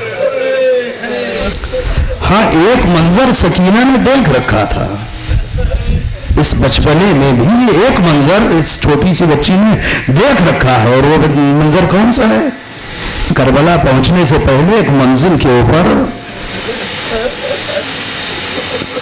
جب امام کو کوفے کی طرف سے آتے ہوئے 2 سوار ملے ہیں، اور امام نے اپنے ایک صحابی کو بھیج کر کے انہیں بلایا ہے، اور دونوں نے آ کر کے امام سے جو کچھ بیان کیا ہے، امام کی آنکھوں سے اشک جاری ہوئے، خیمے میں آئے، جناب زینب سے کہتے ہیں زینب فلاں خیمے میں صندوق ہے، اسے کھولو، اس میں ایک بندہ رکھا ہوا ہے،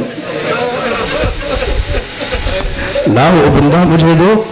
زینب نے وہ بندہ لا کر کے امام حسین کے ہاتھوں میں دیا۔ امام نے کہا مسلم کی یتیمہ کو لاؤ۔ مسلم کی چھوٹی سی بچی آئی، حسین نے اسے اپنے آغوش پہ بٹھایا۔ جو بچی ہمیشہ حسین کے آغوش میں رہتی ہے وہ بھی قریب کھڑی ہے، وہ دیکھ رہی ہے۔ حسین نے اس کے سر پہ ہاتھ پھیرا، اسے سینے سے لگایا، پیار کیا، اور اپنے ہاتھوں سے وہ بندے کھول کر کے حسین نے مسلم کی یتیمہ کے کانوں میں پہنائے۔ چھوٹی سی بچی دیکھ رہی کہ یتیم کسے کہتے ہیں۔ توجہ کریں آپ، مگر بالکل الٹا وہ حسین کے جو دوسروں کے یتیم کے ساتھ یہ سلوک کرتے ہوں۔ آپ بتائیں کہ وہ بیمار بیٹا کہ جس کے جسم میں اتنی قوت نہیں ہے کہ وہ اٹھ کر کے بستر سے باپ کے احترام میں کھڑا ہو جائے، وقت آخر جب حسین امام سجاد کے سرہانے آئے ہیں، تمام تاریخوں نے لکھا کہ جناب زینب سرہانے بیٹھی، امام حسین پیروں کے قریب بیٹھے، آخری رخصت کو باپ آیا ہے۔ اور خدا یہ منظر کسی بیٹے کو نہ دکھائے، اس لیے کہ قانون یہ ہے کہ وقت آخر باپ کے سرہانے بیٹے ہوں، مگر یہ کربلا عجب داستان یہ ہے، جوان بیٹے کے سرہانے بوڑھا باپ آیا ہے۔ جناب زینب نے سر میں بالوں میں ہاتھوں کو انگلیوں کو پھیرنا شروع کیا، سر کو سہلانا شروع کیا۔ امام سجاد نے آنکھیں کھولی، نقاہت ہے، ضعف ہے، کمزوری ہے، پھوپھی کا چہرہ دیکھ رہی، پھوپھی خیریت تو؟ کہتے بیٹا باپ سے ملو، بابا وقت آخر رخصت کے لیے آئے ہیں۔ امام سجاد نے اوپر سے نیچے تک باپ کو اس حال میں دیکھا، پہلا جملہ آپ یہ بتائیں، پہلا جملہ حسین کو دیکھ کر کے امام سجاد کہتے ہیں اینا امون العباس، پھوپھی عباس کہاں ہے؟ چچا عباس کہاں ہے؟ میرا بھائی علی اکبر کہاں ہے؟ کیوں؟ اس لیے کہ حسین کی جو تصویر ہے اس وقت، وہ جگہ جگہ جسم کے اوپر لباس پہ خون کے دھبے لگے ہیں، زخم لگے ہیں، زخموں سے خون بہ رہا ہے۔ لہذا امام سجاد جب پہلی نظر ڈالتے فوراً کہتے ہیں چچا عباس کہاں ہے، بھیا علی اکبر کہاں ہے؟ امام نے ایک مختصر سا جواب دیا، سب قتل کر دیے گئے، سب مارے گئے۔ ایک ایک کا نام لیتے ہیں امام سجاد۔ امام کہتے ہیں بیٹا یہ سمجھ لو کہ اب مردوں میں میرے اور تمہارے علاوہ کوئی نہیں ہے، کوئی نہیں ہے۔ یہی امام سجاد تو ہے۔ میں ایک منظر کے لیے آپ کو لے کر کے آیا ہوں۔ کہتے ہیں پھوپھی اماں ذرا مجھے سہارا دے کے اٹھائیے۔ زینب کہتے ہیں میرا لال کیا کرو گے اٹھ کر کے؟ کہا ذرا مجھے بٹھائیے۔ جناب زینب نے سہارا دیا تو امام سجاد اٹھ کے بیٹھے ہیں۔ کہا پھوپھی اماں ذرا میرا عصا لائیے اور میری تلوار لائیے۔ بیٹا کس چیز کا ارادہ ہے؟ کہا میرا بابا غریب ہے، میرا بابا مظلوم ہے، میرا بابا تنہا ہے اور مقتل میں جانے کا ارادہ رکھتا ہے۔ پھوپھی اماں انصاف کیجئے، جس کا جوان بیٹا موجود ہو اس کا بوڑھا باپ مقتل میں جائے۔ میں عصا پہ سہارا کروں گا، تکیہ کروں گا اور تلوار سے اپنے بابا کے دشمنوں سے دفاع کروں گا، جنگ کروں گا۔ شانوں پہ ایک ہاتھ امام حسین نے رکھا، ایک ہاتھ جناب زینب نے رکھا۔ میرے لال جہاد تمہارے اوپر سے ساقط ہے، تمہیں اس سے عظیم جہاد کرنا ہے، تمہارا جہاد بہت بڑا ہے۔ سید سجاد لیٹو، امام کو دوبارہ لٹا دیا۔ اس قدر ضعف ہے، اس قدر کمزوری ہے، ایسی بیماری ہے اور بھوک و پیاس کا یہ عالم ہے کہ ابھی امام سجاد اٹھ کے بیٹھ نہیں پائے ہیں۔ اب دوسرا منظر دکھاؤں آپ کو۔ تھوڑی دیر گزری ہے کہ زمین کربلا ہل رہی ہے، سیاہ آندھیاں چل رہی ہیں، فرات کا پانی نیزے چل رہا ہے۔ ایسا وحشت کا عالم ہے کہ جناب زینب دوڑتی ہوئی امام سجاد کے خیمے میں آئی، کہتی میرے لال غصے آنکھیں کھولو، دیکھو کیا قیامت آنے والی ہے، یہ کیسا کائنات دگرگوں ہونے کے قریب ہے۔ امام اسی نقاہت میں کہتے پھوپھی اماں ذرا خیمے کا پردہ ہٹائیے۔ اب جو زینب نے پردے کو ہٹایا، اب کوئی تاریخ مجھے نہیں بتاتی کہ زینب نے آ کر کے امام سجاد کو سہارا دیا ہو۔ نہیں نہیں، منظر ہی کچھ ایسا سامنے ہے کہ اب کسی نے سہارا نہیں دیا، اب کسی نے تکیہ نہیں لگایا، اب کسی نے پشت کے نیچے ہاتھ نہیں لگایا۔ امام سجاد خود اٹھ کے بستر پہ بیٹھ گئے، ایک جملہ کہتے ہیں پھوپھی اماں ارے میں یتیم ہو گیا، آپ بن بھائی کے ہو گئی، دونوں کے نیزہ پہ بابا کا سر ہے۔ السلام علیکہ یا ابا عبداللہ، السلام علیکہ یا ابن رسول اللہ۔ اے عزیزو، ارے یہ یتیمی کا داغ ہے کہ جو باپ کو ہر کیفیت میں دیکھ کے اتنی توانائی نہیں کہ بستر سے اٹھے، مگر کٹا ہوا سر دیکھا تو اب بغیر سہارے کے اٹھ کے بیٹھے۔ انا للہ و انا الیہ راجعون۔ رضن بقدر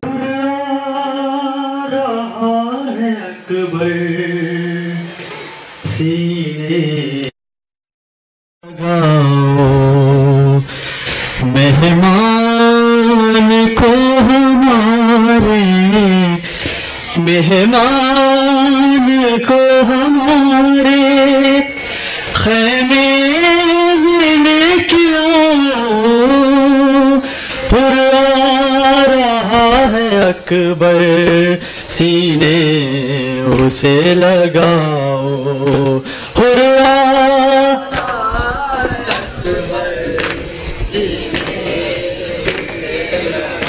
مہمان کو ہمارے، مہمان کو ہمارے خیمے میں لے کے آؤ، ہرا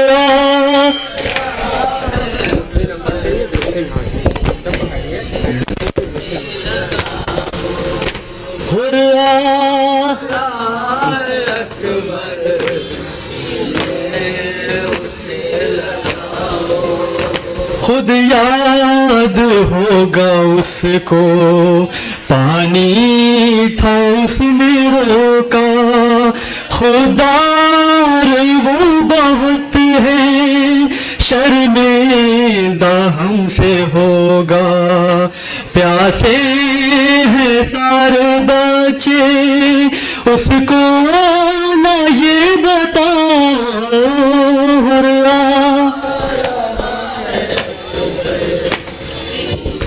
جزاک اللہ۔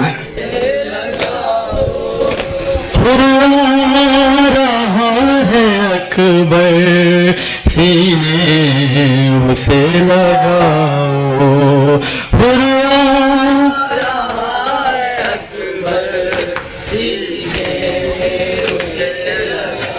دیکھو وہ چل رہا ہے میدان میں لڑکھڑا کر گرنے سے پہلے اکبر اس کو سنبھالو جا کر اے میرے شاہزادے جلدی قدم بڑھاؤ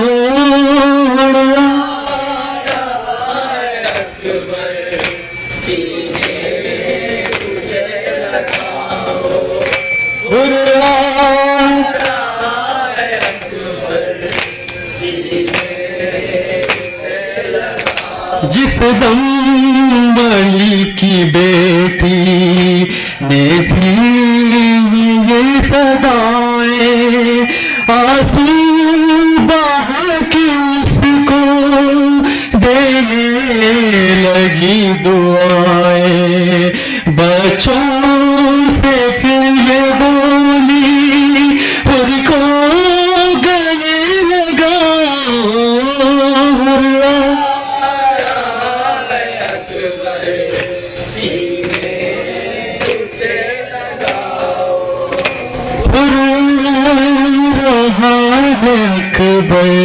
اکبر سے لگاؤ مہمان کو ہمارے مہمان کو ہمارے خیمے میں لے کے آؤ حسین